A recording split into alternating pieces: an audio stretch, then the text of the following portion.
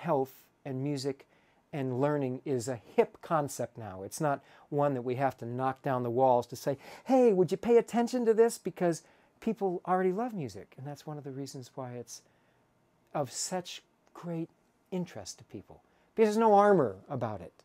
All of us as musicians know that universally it takes down the armor. People open up their hearts. They open up to music because it feels good. And so to now be able to say, we are finding a way to be able to use music and sound in very application-specific roles, processes. Nobody goes, oh yeah, really? They all go, great.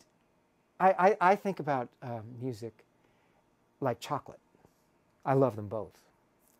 And if somebody said to me, you know, we've just figured out that if you get sick and you go down to the best chocolate shop in town and buy 3 pieces, only 3, not 2, not 4, but 3 pieces of the finest chocolate you can find, and then take that chocolate and have 1 piece every day at 5 o'clock, and you'll feel great.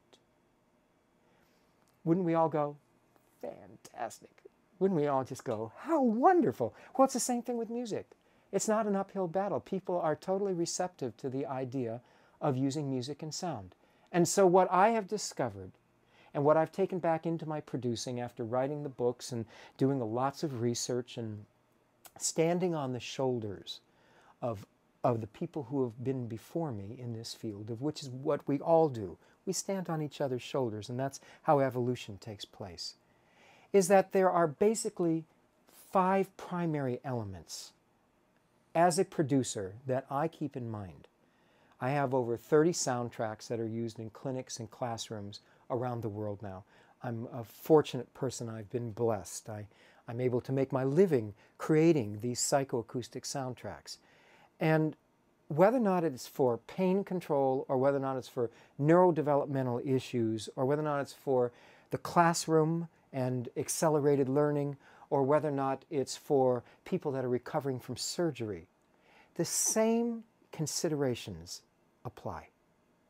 And basically, this is what I believe are the components, the primary components, that I now have added to my palette when I go to paint with sound.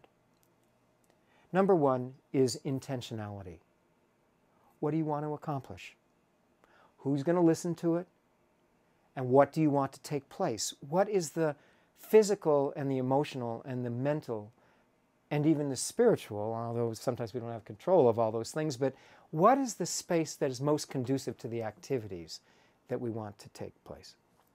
And then once we determine that, then it comes down to the use of resonance, meaning what kind of tones are we going to use?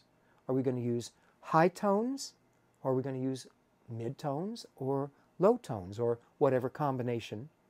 Low tones tend to relax.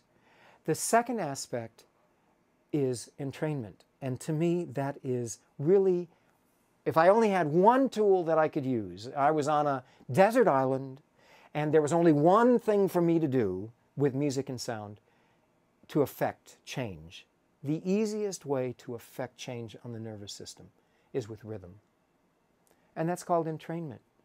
And we're all encoded with the, on a cellular level, we are all encoded to entrain to an periodic external rhythm. And we could get into a whole conversation, of course, about the nature of rhythm inside the body, the nature of rhythm in the cosmology of everything. It's everywhere. The undulation of life is everywhere. And through rhythm, we know that we can cause the primary pulse systems to speed up or slow down.